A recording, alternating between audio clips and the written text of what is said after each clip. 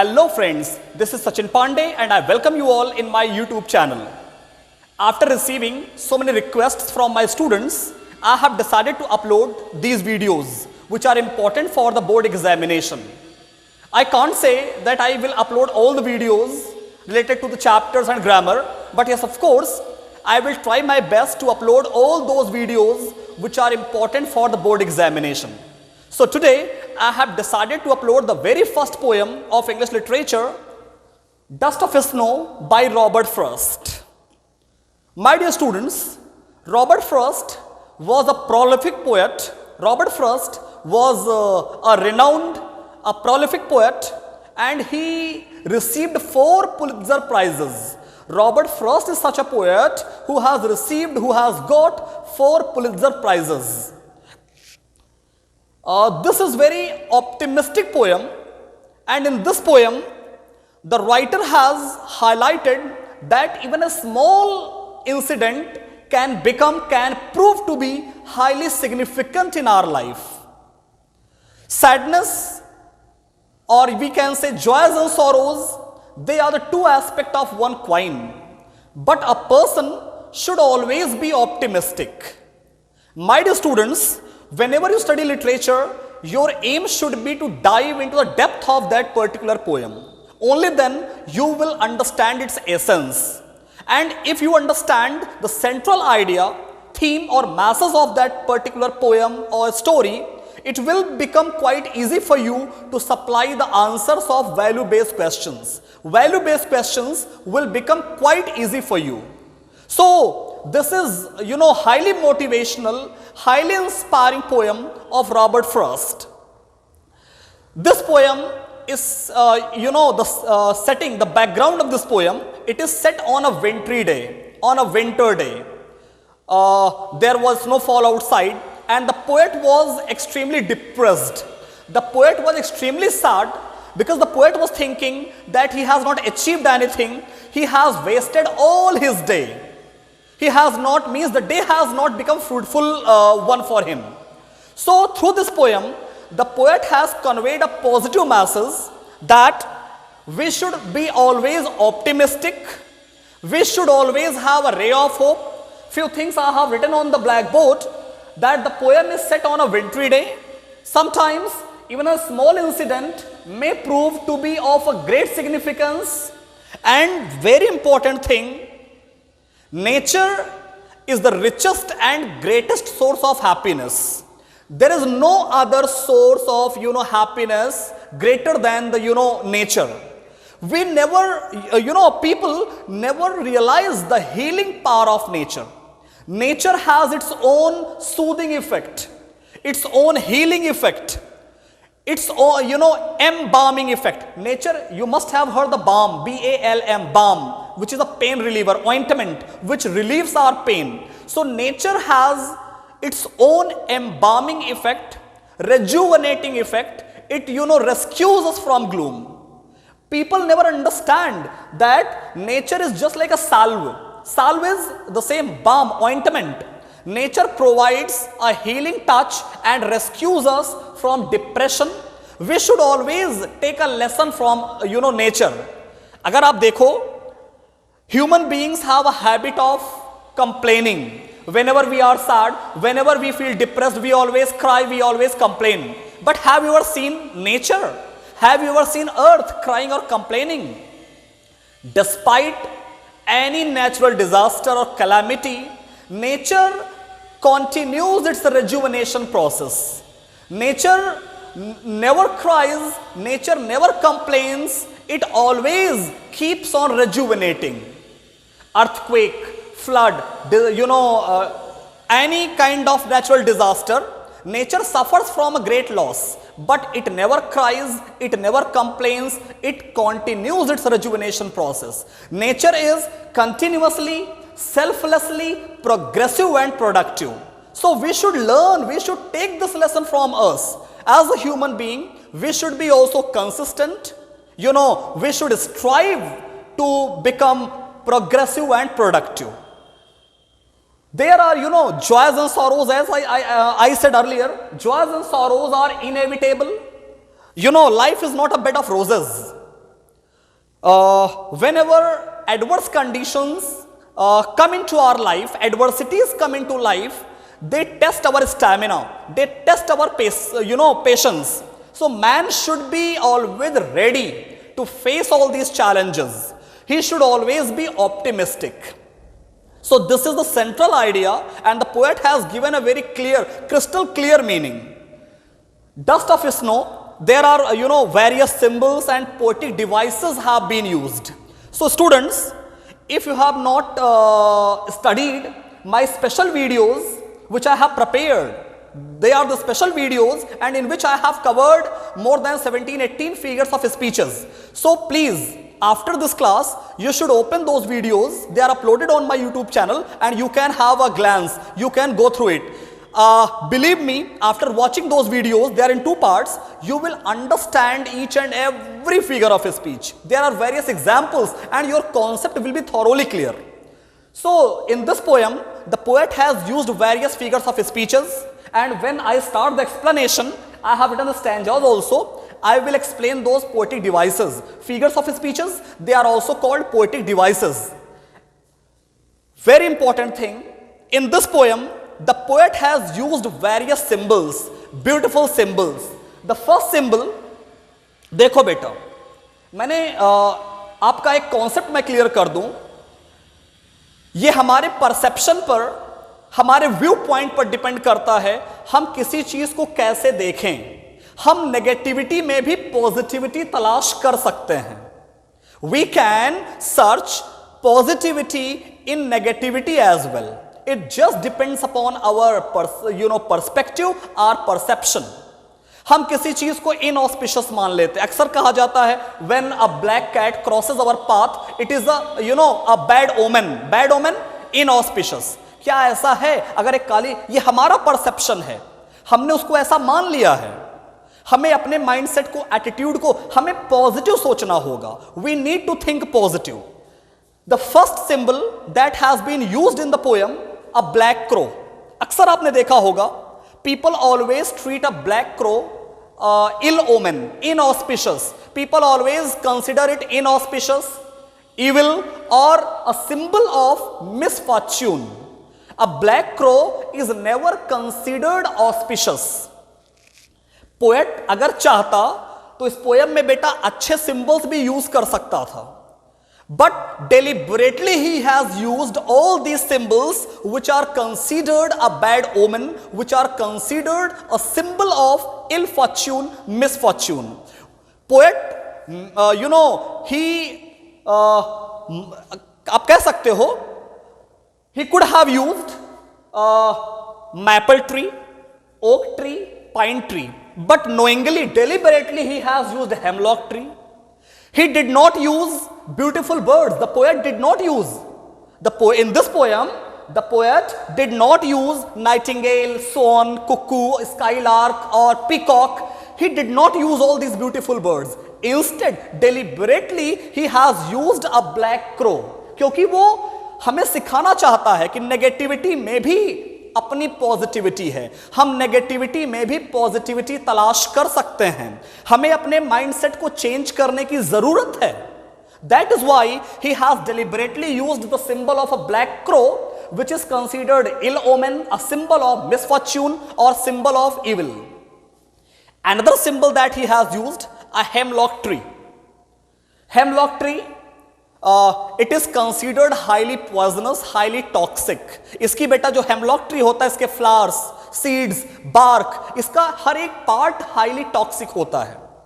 यहां पर भी पोएट ने, the poet did not use any beautiful tree like maple, oak, pine or any other tree. Instead, he has deliberately used a hemlock tree.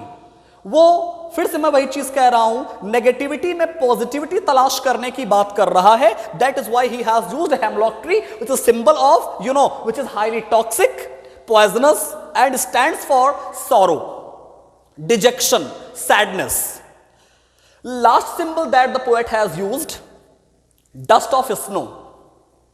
As I said, the poem is set on a wintry day. It is extremely, icing cold. There is snowfall outside and dust of snow. 1 mark का question आ सकता है board exam में. What is dust of snow? Dust of snow refers to the powdered form of snow, या snowflakes you can say, snowflakes or powdered form of snow, which also symbolizes hardships in winter. का मतलब ये hardships in our life. यहां पर भी देखो spring season नहीं use करता है, वो चाहता तो स्प्रिंग सीजन यूज कर लेता, but he has again deliberately used winter season, wintry day, just to convey a message that we can even search for happiness even in the hardships. We can search for positivity in our sorrows. Dust of snow refers to hardship in life, adversities in life, and barrenness, futility, futile things. So poetic devices which are important, I will tell you in detail, and these symbols, because they are short questions, they can be asked. MCQs भी आपसे पूछे जा सकते हैं और short questions भी आ सकते हैं. स्टैंजा बेस्ड क्वेश्चंस में भी ये शॉर्ट क्वेश्चंस आ सकते हैं कि कौन सी चीज किसको सिंबलाइज करती है. So I hope you will keep all these symbols in your mind. So now I would like to begin the stanza wise explanation. So first figure of speech beta that has been used is enjambment. अगर आप मेरा figures of speech का video देखेंगे तो उसमें हमने last में enjambment को कवर किया है, आप समझ जाओगे. enjambment आप सिंपली समझिए when a poem or a line continues up to the next line without a full stop. आप देखिए बेटा, this poem is written a single sentence. No full stop has been used. The full stop has been used only in the end. It is written in a single sentence. So poetic device which is dominating, ये common figure of speech है बेटा. अगर इसमें से कोई भी question आए कि which figure of speech has been used in the poem, तो आप enjambment को हर जगह लिख सकते हो. इसके अलावा आपको और भी figures of speeches मिलेंगी. So enjambment, when a stanza or a couplet, a line continues up to the next line without any full stop, the figure of speech is enjambment. Poetry में थोड़ा कभी लाइंस जम्बल्ड, ये बेटा poetic licence है, हमें उसको arrange करके समझना पड़ेगा. मैंने बिगिनिंग में कहा the poet here in this poem, the poet is a traveller. आप उसको ट्रैवलर कह सकते हो जो पोएट ही है. He is feeling extremely sad, he is feeling extremely depressed, he is feeling melancholy, he is in gloom. He thinks that it has been a gloomy day, melancholy day. He has wasted all his day. He has not achieved anything. So poet का mood बड़ा gloomy है. The poet is in very pensive mode. यहाँ मैं लिख दे रहा हूं बेटा. The poet is in a pensive mood. Pensive, dejection आप कह सकते हो. Dejected. The poet is in a pensive mood. He is extremely sad and he is thinking that he has wasted all his day. It has been a bad day for him. So क्या किया poet ने बेटा? He is a traveler. It was a wintry day. There was snowfall outside. वो एक hemlock पेड़ के नीचे खड़ा हो जाता है. He is standing under a hemlock tree and he is thinking. All these thoughts, all these emotions, they are in his mind. अचानक क्या होता है? A black crow arrives and perches upon the branches of hemlock tree. जब birds बैठती हैं बेटा तो हम उनके लिए सिट नहीं, पर्च, PERCH, पर्च वर्ड को यूज करते हैं. A black crow arrives and perches upon the branch of hemlock tree. And when the black crow arrives, the crow was fluttering its wings, and due to the movement the branches they started shaking and the powdered form of snow, the hemlock tree was covered with snow. And when there was movement upon the tree, the powdered form of snow started falling upon the poet. Imagine करिए बेटा, poet पेड़ के नीचे खड़ा है, अचानक से उसके ऊपर वो snow flakes, dust of snow, powdered form of snow गिरने लगता है. And this small incident, आप देखिए दो नेगेटिव सिंबल्स ने उसके पर्सपेक्टिव को कंप्लीटली चेंज कर दिया.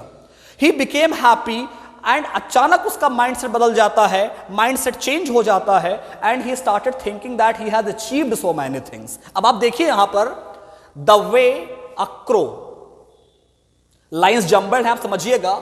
शोक डाउन ऑन मी. अब आप देखो बेटा, another figure of speech that has been used, assonance. सारे फिगर्स ऑफ स्पीचेस मैंने वीडियोस में कवर किए, बट फिर से मैं समझा दे रहा हूं। इलिट्रेशन और एजोनेंस में डिफरेंस क्या है? इलिट्रेशन में बेटा same letters, same sound letters are repeated, और एजोनेंस में same consonant sound is repeated within the words. Words के बीच में सेम वॉवल साउंड। कॉन्सोनेंस में कॉन्सोनेंट साउंड्स आते हैं, एजोनेंस में vowel sound. Repetition of vowel sound, repetition of vowels within words, repetition of vowels within words। vowels का repetition देखो बेटा, shook, o, down, on। so figure of speech here is assonance। अगर same letter starting में repeat हो जाता तो बेटा वहां पर इलिट्रेशन हो जाता। Here in second line assonance has been used, figure of speech that has been used, assonance. फिर से मैं बता रहा हूं, assonance repetition of same vowel sound within the words. जब वर्ड्स में, ग्रुप ऑफ वर्ड्स में same vowel sound A E I O U में से कोई भी अगर रिपीट हो, देखो यहां पर O is a vowel, so o, same vowel sound is repeated। the way a crow shook down, shake की second form है shake, shook, shaken, shook down on me the dust of snow from a hemlock tree। अब आप देखो बेटा, scene को आप फिर से समझ लीजिए। the poet was he was feeling dejected, melancholy, he was standing under a hemlock tree, thinking that it has been a bad day, he has wasted all his time।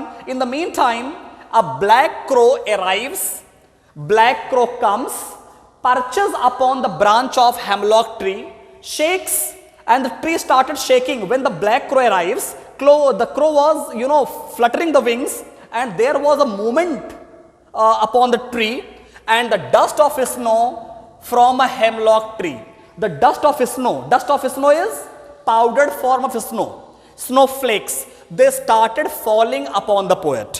dust of snow, the powdered form of snow or snowflakes started falling upon the poet। हुआ क्या बेटा? देखो यहां पर आप समझ गए, crow, a black crow and hemlock tree, both are the symbols. यहां पर मैंने डिटेल में डिस्कस कर लिया है, मैं फिर से रिपीट कर दे रहा हूं। The poet has deliberately, it is a deliberate attempt. वो ब्यूटीफुल बर्ड्स का भी यूज कर सकता था, ब्यूटीफुल ट्री का भी यूज कर सकता था, बट उसने डेलिबरेटली इन्हीं सिंबल्स को यूज किया just to highlight that we can search positivity in negativity as well. हमें अपने माइंडसेट को बदलना है, चीजों को देखने का नजरिया, अपने परसेप्शन को चेंज करना पड़ेगा। सो हेमलॉक ट्री से क्या हुआ? Dust of snow particles, snowflakes started falling, has given my heart a change of mood, has given my heart a change of mood. Here when the snowflakes started falling upon the poet, his mind, his attitude was completely changed। melancholy से एकदम वो happiness में convert हो जाता है। the poet became extremely joyous, he became extremely happy। उस scene ने, उस स्मॉल इंसिडेंट ने एक सिग्निफिकेंट चेंज लाया पोएट के माइंड के ऊपर। हैज गिवन माई हार्ट मतलब he started feeling on cloud 9, he started feeling himself on 7th heaven। it completely changed his mood। उसका मूड पहले पेंसिव था, डिजेक्टेड था, but now he became happy, he became extremely happy and saved some। अब आप यहां देखो बेटा, SS saved some, SS same letters have been repeated, so figure of speech is alliteration, figure of speech alliteration has been used। saved some part of the day I had rued, rued is regretted, regretted। the earlier initially the poet was regretting, थोड़ा सा इसको आप starting में कर लोगे तो line समझ में आ जाएगी। initially the poet was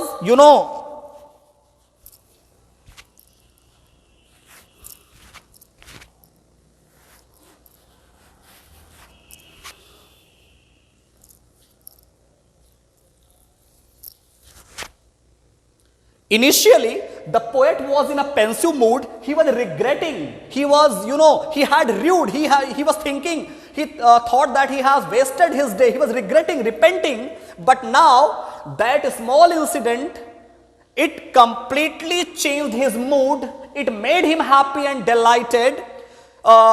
He started thinking that it has saved some part of the day I had rued. Now the poet started thinking, whatever, he should not regret, he should be optimistic. Whatever time is left in his hand, he should enjoy it, he should utilize it in, आप कह सकते हो, constructive way. He should use that remaining time in constructive activities. He should never be dejected. He should always be optimistic, and this happened due to the healing power of nature. The poet realized that nature is the richest and greatest source of happiness. It has healing power, embalming effect, and now he was not regretting at all, and he started to use his life in a positive way, to use his time in a positive way. So I hope you have understood. The explanation is crystal clear to you all, and you will keep all these symbols, their meaning. You can have a snapshot also, or prepare notes of it, figures of speeches, and the meanings of important words. Very soon, I will come with another chapter, another video. Thank you so much.